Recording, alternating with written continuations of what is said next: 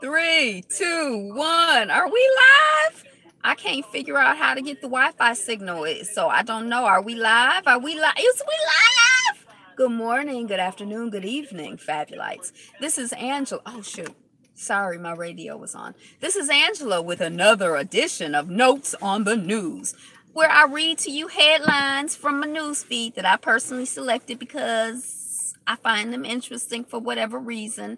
And we might kick it about those headlines, about the headlines, the article, the subject matter at large, or whatever happens to come up.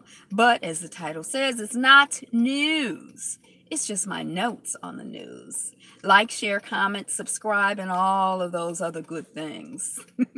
I have my hazards on because, and they're loud, aren't they? Because of where I'm parked to try to hit my Wi-Fi signal. And I think that what had happened is that now that the leaves are growing in on the trees, I can't get the Wi-Fi from across the street. So I've been in my neighbor's driveway, and now my other neighbors are getting their driveway done. So they in the other driveway, and I couldn't, behind them, I didn't get no sign and no signal and no Wi-Fi. Why, Wi-Fi? Why? Hi. So we gonna try it here and see and hope that nobody comes and rams into us or anything. Hey, Miss Stephanie Gerald, blessings. I need blessings. You hear me fussing and carrying on.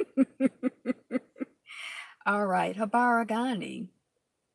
Was yesterday Imani? If yesterday was Imani, then that means that today is probably Unity. Is that Umoja? Let us check. See, by the time the end of the year come, we gonna know. Nguzo Saba.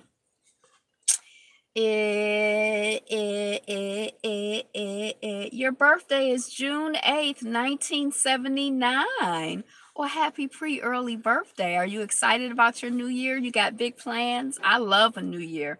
I think your personal birthday is like the biggest holiday and celebration ever. Are you doing something special? I'm usually cleansing on my new year because of where it falls in the solar and the lunar cycle.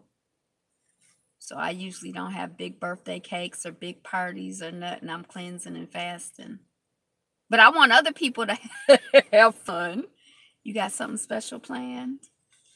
That makes you a Gemini? Is that a Gemini? I think is that a Gemini? I don't know. Okay. So yep, yesterday was Faith Imani. I'm joking. Don't let me. Okay. So that means that today is Unity and it's Umoja.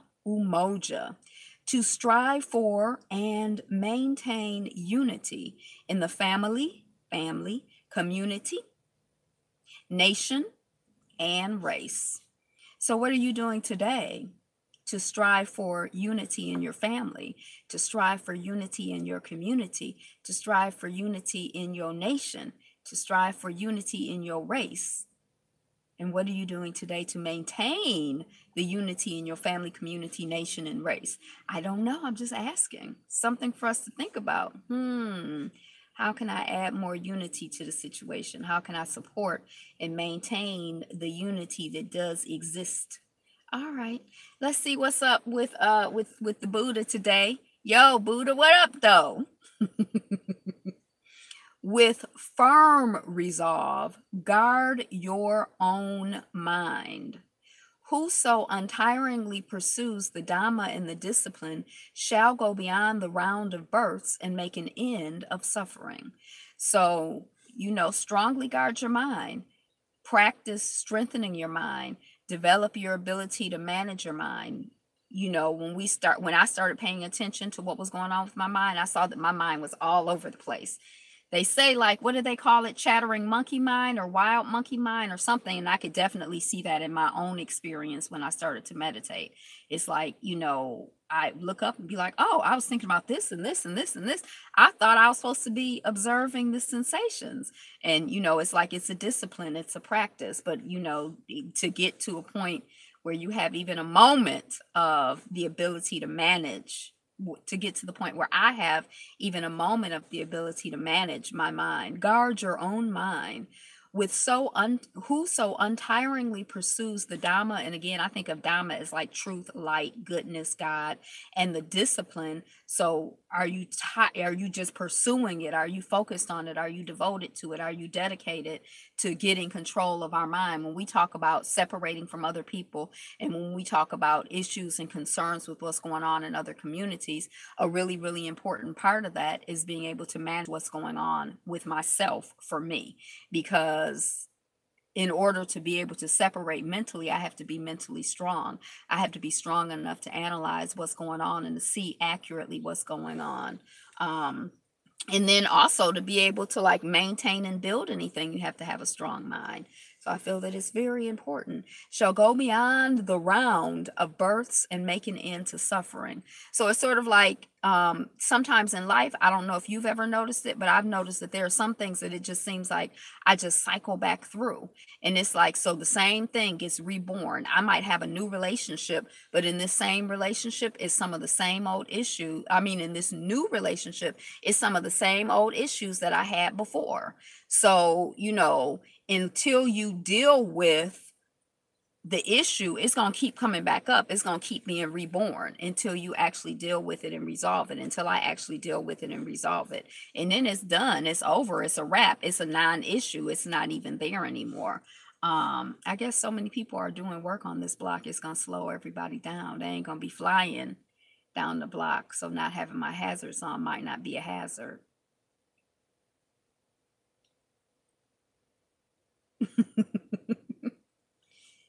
Your little sister. Oh, that's right. I'm 14. That's right. I'm your little sister. So that's what the Buddha had to say. I thought that was good. So let's go check on what's going on with the news feed. I don't know if I'm going to get you already got me laughing. I don't know if I'm going to be able to get through everything before I got to get out of here. I got about 45 minutes, maybe 40 minutes. I got about 40 minutes. So let's go. Let us proceed. Congressman Keith Ellison running for Minnesota Attorney General to fight Trump policies. I don't have any comment on that. Confusion during Kanye West listening party leads Wyoming ranch to ban rappers. Fans cry foul. I wonder if it was a white-owned business. They never had no confusion before Kanye got there. Kanye seemed like he's like, I don't know how he run his thing, but he is like a top tier performer. So I would assume they're doing stuff in a professional manner, but I don't know. I don't know. What to expect from E3 2018. Oh, E3. It's like some kind of like festival or conference of like, maybe like electronics. Is that what the E stand for? This is coming off of Engadget. This is something that is not my wheelhouse. Hey, Stephanie, 8/16/79. Are y'all both born in 79?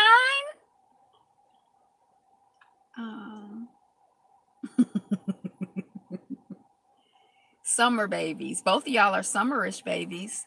79, 8/16. So June and August. Oh, you're a Leo. Oh, who do I know somebody born on your birthday. I got a whole bunch of Leos around me. The Electronics Entertainment Expo is basically New York Fashion Week for the joystick crowd. 5 days brimming with an overwhelming number of media briefings and new game announcements. Oh, games for the people who are into gaming. Sometimes I think I've met gamers on YouTube, but I don't follow anybody who's a gamer. I might follow somebody, but not somebody was doing it in the winter. Is that how it works? Get them, Bella. Get them. No, I'm just joking. Don't get them, girl. Chill. Chillax. Relax yourself. Spotify exec Troy Carter pushed back against new policy determining values. Now, what was interesting is that it seemed like the new policy was sort of like, well, we don't want to have an environment where people are discriminated against. Let me read it before I go into it too far. He wasn't happy with when the streaming service announced in May that it would no longer actively promote artists it deemed as having hate content or hateful conduct. Now Spotify is walking back the policy. So he wasn't happy about it. I didn't realize it was Spotify because you can't see his face, but you can tell from the bottom half that he's brown and he's bearded. He's a bearded man. Oh, maybe that's R. Kelly in that image. That might be R. Kelly in that image. But the young man who, oh, here he is. This is him. He don't have no beard, but he is brown. He was opposed to that policy. And at first when I read it, I'm like, why is the black person opposed to getting, hey, I see, why is the young black man opposed to having an environment where there's not hate and mess and confusion? But I guess it's interesting because as soon as they had a policy against hate and mess and confusion, or whatever they want to call it, the first people they went after were the black guys. Were those the first people that Spotify went after? That's all I heard of, but maybe that's because that's all I was paying attention to. I don't know. And barely paying attention to that. French My Million lottery player scoops second 1 million pound jackpot. So in France, they have something called My Million, and it's like a lottery. And so there's a player who has won his second $1 million jackpot within a week. I think it's within a week. I always felt, and I always tell people, I always thought that I was going to win the lottery, but I don't play the lottery. But I thought I was going to walk into a casino and win a bunch of money, or play the lottery and win a bunch of money. I don't know if that's true. That might just be wishful thinking on my part. But I figured one day, because I had that feeling, God is just going to tell me I'm going to have a feeling to play the lottery, and it's going to be the million, billion, gazillion dollar jackpot. I don't know. The winner, who was not named, continued to play each week. Oh, last month he won his second million. So maybe in 1 month. We don't know anyone who has won twice in 1 week. The odds of winning once were 1.845 million. Oh no, he won twice in 1 week. That's deep.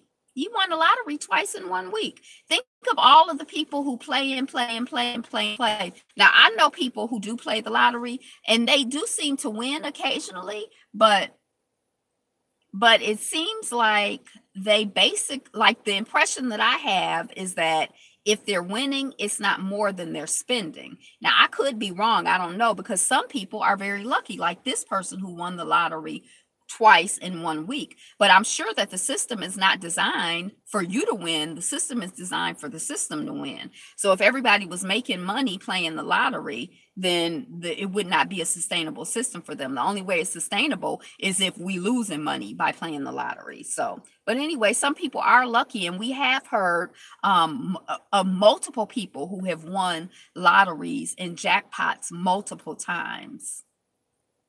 If you did win the lottery, what would you do? Continue to do what I'm doing. What the F I want to do. I would continue to be traveling. I know that. There's a lot of work, or a lot of support that I offer to people and to organizations, and I feel like I would be able to increase that in a different way. Basically travel and have my nest egg. Oh, you know what I would do that I haven't done yet, that I've always wanted to do? I have always wanted to be like a landlord, like to have properties.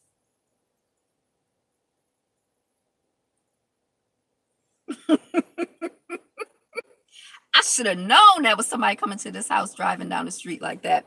To have properties, to have like a 2-family flat or a 16-unit property or something like that, and make it like all cute and pleasant for the people who live there, and like have a reasonable rate of rent, but also like keep everything well maintained and beautiful and elegant.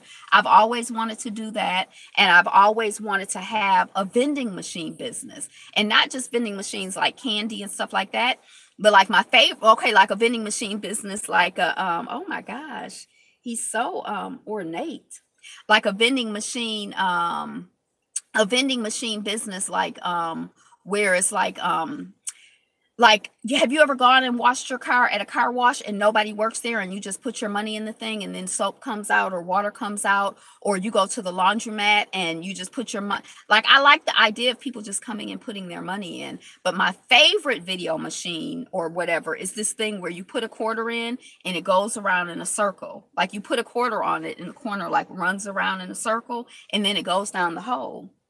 And so the entertainment factor is just watching the quarter go around into the hole. But as the owner of that machine, you don't have to refill it or anything. That's my favorite machine.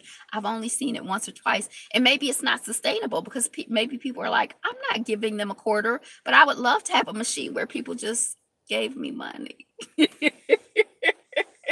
So I would start my my real estate empire and my vending machine empire. I don't know. Yeah, but there are a lot of, I kind of feel like a lot of times people can't say and do, or don't feel that they can say and do what they need to say and do because of money. So I feel like that needs to be, probably can do that if you own your own business. Yeah, that's what I say.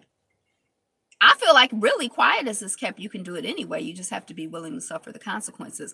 I've had the experience of being of having access to a certain type of lifestyle, and I've had the experience of not having like I've had the experience of living well in terms of finances and being able to do what I wanted to do financially. And I've had the experience of not being able to do that. And what not being able to do that has taught me is that really what I want is very limited. Like, I really don't need 800 pairs of jeans. A couple pairs of jeans is cool with me, but I do like to travel. There are some things that I like to do, but I don't have to do everything. So it's not as expensive to live well as I used to think that it was. But yeah, that's what I do. That's what I do. What would you do? Yeah, drop in the comments. What would you do if you won $1 million 2 times in 1 week? $2 million. They were winning pounds, but I think pounds are more than dollars, so they probably won like $3 million, which still $3 million is not really. It's not really that much. And it sounds like a lot to some of us, but to many people, $1 million, $3 million. And then once you pay taxes, what, you got $1.5 million, $1.5 million. So what would you do with $1.5 million? That's why I buy clothes. Yeah. Okay. Lawmaker post businesses should be able to discriminate on Facebook. If he wants to turn people of color away, that's his choice. Now, I think Facebook has like an algorithm where when you're advertising, you can say, don't advertise to no black people. Don't send my ads to no black people. Don't send my ads to, I think it's basically black people. I don't know if they have made discernments in terms of people's age. I think they buy some land. Yeah. I think they've made I think it's basically been by race and gender that they've made a distinction on Facebook. So the lawmaker is saying, you're not out here on time out, are you? Oh no, I'm making a video. Fred, I thought you was your mother. No. All right, love you too. That's what black people should do. Buy some land. Yep. I think in various places too. I think we should buy land in various places.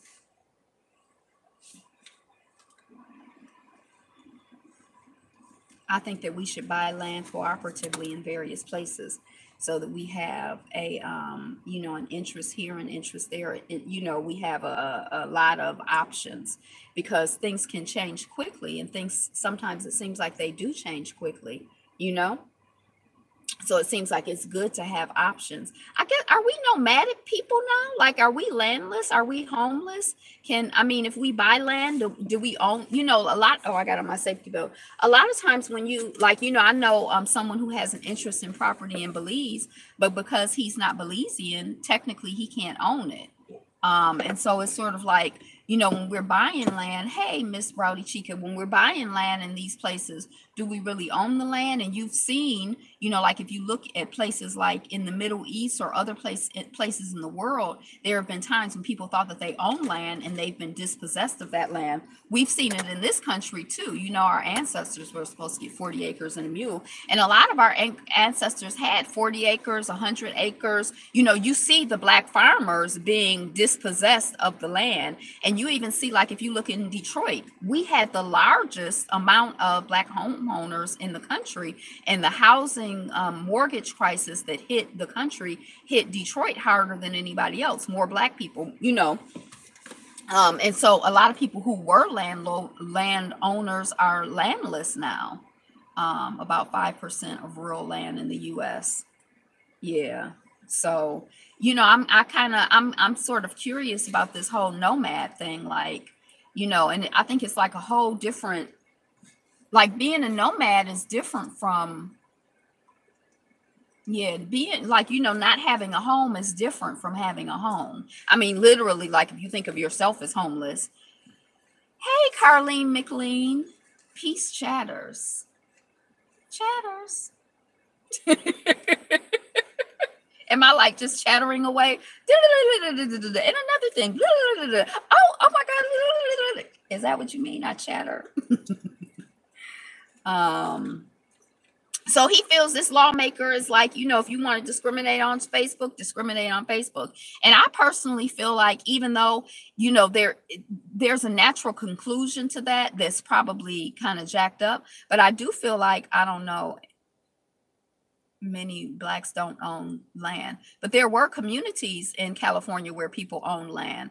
I was listening to the brother who was talking about gentrification or ethnic cleansing, and he was talking about there were whole communities of black folks who own land in California who have been dispossessed of that land, who have been given vouchers and stuff to move into housing projects. So there's been, like, you know, there's a history in this country and perhaps throughout of dispossessing us of our land, and maybe our relationship to land has been different from other people's.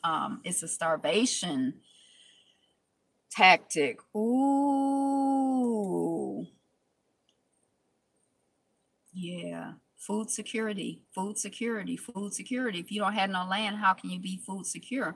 If you don't have any place to plant stuff, how can you be food secure? Yeah, I guess I hadn't really I just started thinking about the whole nomadic thing the other day because of that piece that the Funky Academic, if you want to check out his video on that particular issue. But listening to him, you know, he's like, you know, when you buy your property, you like, this my house. And when the KKK come and they burning the flag, the cross or whatever on your land and telling you to get out, and you like, here my deed, this my property, you got to go. Starving people out. Wow. And when you think about Monsanto, hey, Bonafide 1970, when you think about Monsanto and the Gates Foundation, Melinda and her husband Gates, what's his name? The millionaire, when you think of them doing all of that, like sterile seeds over in, you know, on the, that's food insecurity. If you can't harvest your seeds, if you don't have seeds, if your seeds don't reproduce, even if you had a land, that's like a starvation. You become dependent on your enemy. Exactly. And the bullshit that they want to you know, yeah. So in terms of somebody being like, I don't want to advertise to you to come to my business because I don't want you to come to my business, I feel like, well, that's good for me because I don't want to come to your business, you know. But it seems like at some point with our whole relationship with white people in this country, it doesn't just seem like it's like, well, you stay over there and I'll stay over here, you do your thing and I'll do my thing. It seems like there's like a hostile, aggressive entrenchment on what we doing, and a need to look at that's the only way to accrue, you know, and there's like a hostile encroachment on what we're doing. Regular deeds and titles are worthless. And see, I don't know if you're coming from like a Moorish perspective. I'm not familiar with that language, but I also know I've dealt with people. The invader is a parasite and they are nomadic, not like us. I know I've also dealt with people who were, dealing with, I just have not observed in a satisfying way that that's like a viable or valid solution. That doesn't mean that it is. That just means that that hasn't been my observation. Because I feel like if I make the rules and if they're making the rules right now, or if we're playing by their game, yeah, that's a whole nother conversation. I didn't try to grow vegetables and fruits in my backyard, but I grew vegetables and fruits in my front yard and my side yard. I did corn, a lot of tomatoes, I did beans, I did basil. I have to look back. I used to have I guess I threw my Facebook stuff away, but that's where it was all documented. But yeah, they turned out good. But I realized from that process that if I had to feed myself, I would have been jacked up because I didn't want to use Miracle Grow. I don't really believe in all of those chemicals and stuff.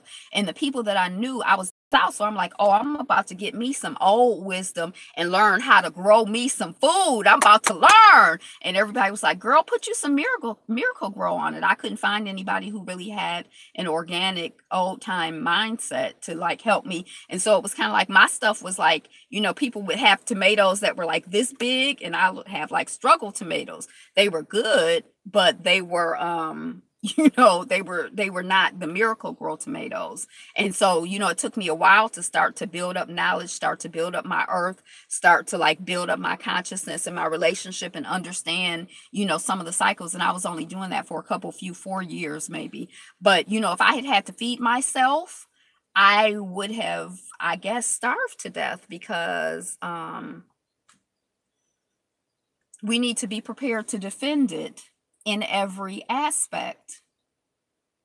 And so how do you defend your land when they come and they bomb you from above?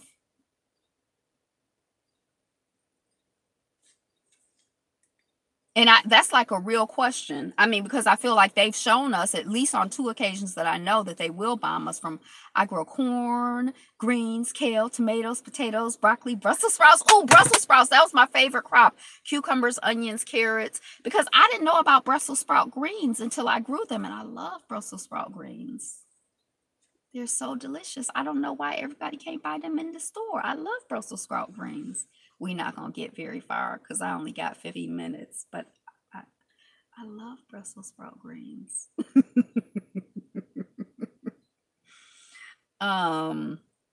So Jamie Foxx reveals his battle with depression and substance abuse and who helped him come out on top. So yesterday we talked about the woman, the clothing designer, bag designer who had committed suicide, or it's reported that she committed suicide.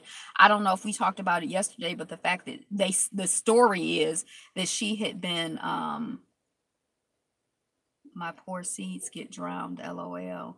Carrots, leeks, herbs, broccoli greens are edible. Yeah, I love broccoli greens. But those Brussels sprout greens, they were so abundant and they were so delicious. And, almost everywhere I looked was like, throw them away, just cut them off.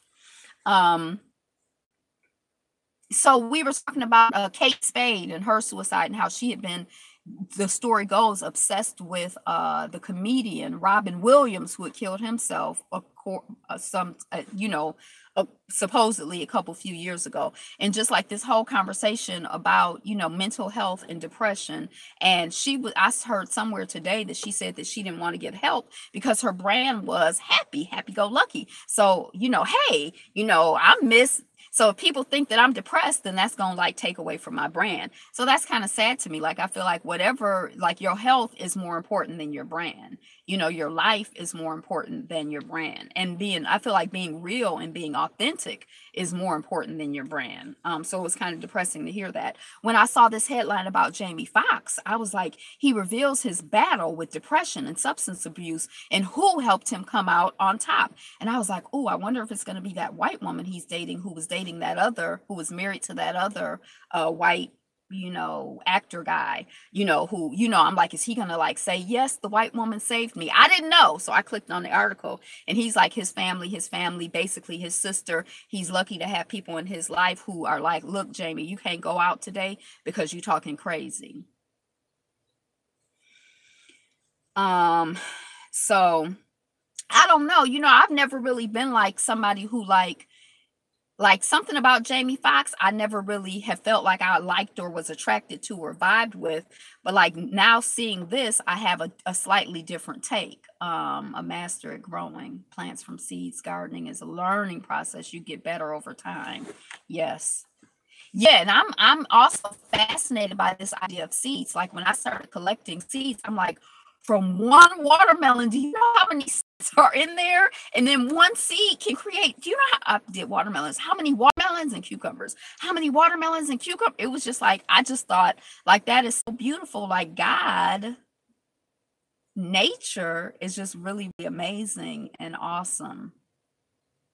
I thought that was beautiful. Yeah. Okay.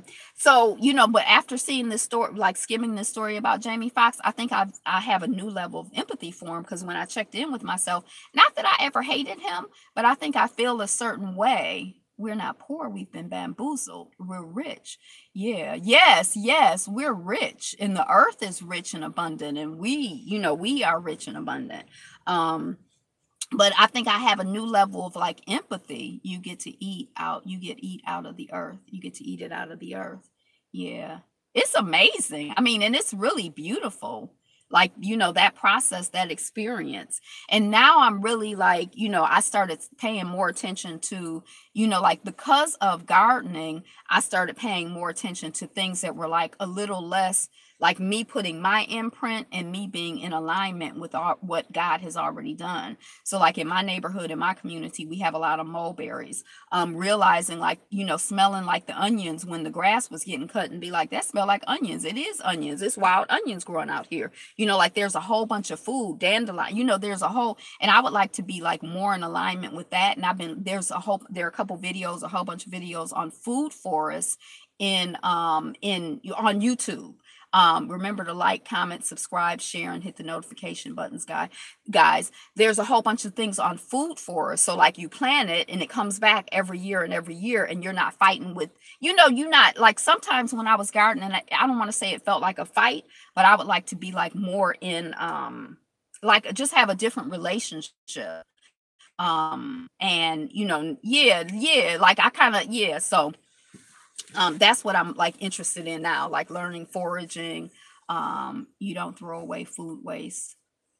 Yeah. Well, I composted, and I actually did live compost right on top of my stuff. I'm not really like a perennials grow every year. I'm like not really like I don't like to, like, I like things to be simple. So like I had read about this technique where you kind of mulch on top, and and it worked good. It worked good. We had plenty of worms, plenty. It was good. It was good. It was good. Um See a man take a knee during national anthem at Trump Celebration of America event. So is the Celebration of America event today? Is the Celebration of America event instead of the football team going to the, I'm confused, but anyway, I think it's good for people to take all the knees they want to take. The Netherlands is building the world's first 3D printed homes that people can actually live in. Now, I've been paying attention to this 3D printing a little bit, just to notice how right now we're 3D printing homes. And I had heard about 3D printed homes before. I didn't realize that people weren't able to live in them. And so now they're having 3D printed homes, according to this headline, that people can actually live in. I look like I could be a news reporter. No, news reporters don't look like me. But I'm reporting the news to you, so I guess I am a news reporter. A completely clear Coca-Cola has launched in Japan, and it has a brand new flavor. Y'all, I don't drink soda or Coca-Cola or anything like that. I just thought it was interesting. Hey, Nikki, what they did is they took the Coca-Cola. I mean, they took the caramel coloring out. I'm not a fan of caramel coloring, but I think the caramel coloring is what makes it brown. I'm like, they took the brown out. But anyway, that's what's going on with Coca-Cola. Y'all know I don't really eat that way. Southern University 3D print homes in China, I believe, a few years ago. Oh, so people were living in them? This article was coming off of Feed Proxy off of Google.com. Coke is disgusting. 35 gallons of water to make a bottle? Wow. You are my news reporter.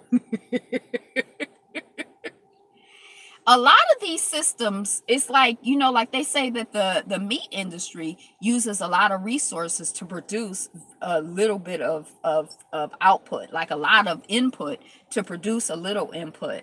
Like it is kind of disgusting and exploiting. And I saw the thing on Telesur yesterday. Facts. So yeah, I mean, I had never heard that about Coke, but it kind of makes sense because it fits in with, you know, the way that some of these systems move in the world. Oh, I just heard about them being built. That might be what I heard about as well. I you know, again, I hardly go beyond the headlines, especially with something like that, because I have seen, I told y'all Onyx does 3D printing and stuff like that. So I have seen it, but I just kind of feel like I don't really understand what's going on. A pound of meat takes about 70 gallons of water, and not including all of the grains and everything that go into feeding the meat. And they're growing extra, not meats, but extra animals to, it's some mess. Like we already know, or we've talked about the fact that, you know, the reason that people are hungry is not because there's not enough resources to feed everybody. It's just how resources are being used and abused. And to our detriment, you know, like who wants Coke? You getting rid of water for Coke? You know? I mean, I am a veggie, but you getting rid of food for meat? I mean, yeah. Model Adwoa Aboa. I didn't know her name. I'm like, where is she from? She sounds like African. People in Fiji don't get their water. Exactly. Even Fiji water, which is really good for you, means the people in Fiji don't get their water. Right. This whole system of like importing stuff from far, I mean, it's like a whole, the value system in the it's yeah. So I guess Winnie Harlow is the young woman who's the model who has not alopecia. What is it called when you have different color skin on you? I mean, we all have different color skin, but it's like noticeably lighter around her mouth or whatever. But she said that Kim Kardashian was some, if you hear about the kind of thing that Coca-Cola can do, hardly anyone would want to drink it. It can clean out toilet. I've heard it can clean out the engine of the car. Like if you pour it, it'll just eat up all the grime. Now that's when I stopped drinking sodas for the most part, you know, especially the dark sodas. I was like, oh my gosh, Vitiligo. Cleans off blood too, LOL. Yeah, I'm not gonna make it very far. I got about 5 more minutes. So this one model was like, oh, Kim Kardashian is so great and so wonderful, and she's like a role model or something. I don't really know that much about her, but then the image was really weird because Kim Kardashian was like standing, and this woman was like, she had her tongue out, and it almost looked like she was like trying to lick her breast or something. And then some other model was like, Kim Kardashian is a role model of what not to do, of negative. I was like, ooh, I don't know. I mean, I don't really know much about her. I don't follow her. But then, yeah, IHOP changed its name to IHOP, and people are having a field day guessing what the B stands for. Again, I haven't been to IHOP in like, you know, 5 or 10 years. And it, like in the last 10 or 15 years, I've been like 4 times. Like it's not, you know, but I would assume that it was International House of Breakfast, IHOP, but I don't know. I don't know why we're having a field day. Amara LaNegra recalls repeatedly being discouraged from dating Black men. They'll mess up your children. So she's just talking about the typical, you know, people were saying how she's really pretty and really attractive and has good features, as in, you know, her nose. I don't know. I've never looked at her like that, but I guess they were saying she has good features, so she needs to be with somebody who's gonna, you know, what we say, improve. We don't say it here so much, improve the race, but in other cultures they talk about improving the race, and you know, you want to have pretty babies. So she was just talking about that, and she's just talking about also how it took her a while to like come to understand that that was some bull. And like when you're immersed in a culture that's, you know, advancing some bull, it does take a while to get a little bit of consciousness and be like, wait a second, what's wrong with the way that we look and the way that we are beautiful. You know, it take a minute to kind of figure that out. And some of us never really exactly figure it out, you know? So anyway, police investigation revealed no evidence that Houston teen was abducted, assaulted by white nationalists. You might remember this story, and it's very confusing to me. So we heard of the little boy, I think he was 12 or 13 years old. Damn feisty, improve. Little boy was 12 or 13, maybe 8 or something. He got off the bus. He said that 4 older boys or some older boys and a man came and they got him and they put him in a truck and they were beating him. And one of them had on a tattoo that said, "I hate black people." And he heard him talking about they were going to get the gun and shoot him. And that's when he escaped and he was like running down the street. And then this woman saw him running down the street barefoot and she rescued him up. And that's how we heard about the story. Now, the details may be a little off, but that should help remind you of the story if you don't remember the story. So now the Houston police are saying that they have done an investigation and that story is false. And it's very confusing to me. Like, why would the little boy, why would you make up that story? He was 14. He just left school when he got abducted. Horrible. But why would you, is the investigation, is it truly a false story, or is it just like some propaganda against the story? Why would he lie about something like that? And the person who saw him running down the street barefoot, who snatched him up and is like, "Baby, what's going on?" And he they got me. She's like, she was there and she knows that it's not false, but so I don't know. I haven't had a chance to really look into it and stuff, but people have come forward and apologized, for the story. I don't know what the little boy is saying, what would be his motivation for lying. And I don't know if y'all remember, but we talked about this not too long ago. When I was around the time when I was in high school, there was a young girl who said that she was abducted, that people put KKK on her and they found her in a garbage bag. And that's kind of when Al Sharpton came into prominence, at least in my consciousness. I can't remember the young woman's name, but then she ended up saying that it was a false story. I think she said they had put feces on her, and then she said it was a false story. In that case, I remember some people saying, Tawana Brawley, I remember some people saying, well, she was out partying and she didn't want to, tell her family what happened. So she burnt herself and put feces on herself and put her on but even that story seemed weird. Does not happen to stop us investigating the real. Even that seemed weird. Even if you out partying and you doing something, I don't know. So, and then it makes me think about the guy who they say, well, he committed suicide. And he was the one who was the flu vaccine. He worked for the, not the World Health Organization, but one of these government agencies that's trying to push people to get flu shots. And he the flu shot give you the flu. And then the next thing you know, he go missing. His family where he at. And then the rumor goes around, oh, he CDC, Center for Disease Control. Oh, what had happened is that he, didn't get a promotion. And then you found out that he didn't get turned down for a promotion. It's all this false story going. And then they found his body and say he committed suicide. So I don't really know. I don't really know what the 14-year-old child's motivation would be for making up that. I don't know. I mean, I think the whole thing is very confusing, and I guess it's suspect to me. I just don't believe it. They offed him for outing the fact that the vaccines were killing people. That's what I think. I kind of feel like that's obvious. And I feel like I don't know what's up with this little boy, but I feel like whatever he say happened to him, I believe him. I don't know. Maybe that's foolish, but so anyway, if anybody continues to do research, I'm gonna be watching for people's videos on because seeing the headline and the little bit of skimming of the article I did, it was a little disturbing. And there was a situation here in Michigan where someone had vandalized some of the buildings, and then they came out these laws down here in Houston, KKK, right? The young man, they came out that it was a young black boy who was vandalizing the buildings, putting KKK. And I'm like, why? I mean, I don't know, maybe I'm missing something, but it doesn't make sense to me, and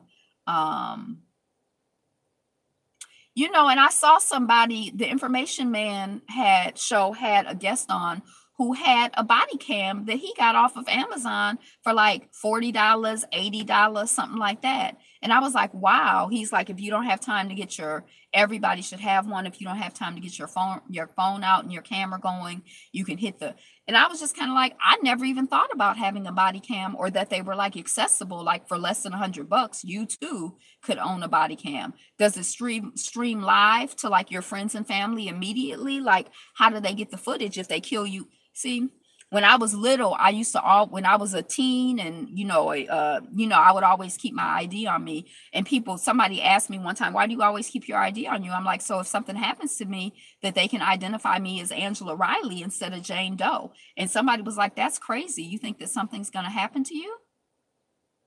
Yeah, I like the Information Man Show too. And I'm like, yeah. So I'm thinking, like, if they kill me and they see the body cam, are they going to just throw the body cam away and, stomp it out? Or is the footage already gone to somebody who's going to know what happened to me? That's my question. But now that you mentioned the body cam, I hadn't thought about it, but I did see it on the Information Man Show. Or I don't remember who his guest was, but it was somebody on his show. US Info is a good brother. It's a lot of interesting. It's a lot of it's a lot of nice voices and perspectives, and it's a lot of good people I'm getting to connect with on YouTube. And I feel like, like YouTube is like, I feel like I trust, like, he always says we're the new black media, and I feel like, that's who I go to. It's sad. It's the equivalent of military tags for the same reason. We really are at war.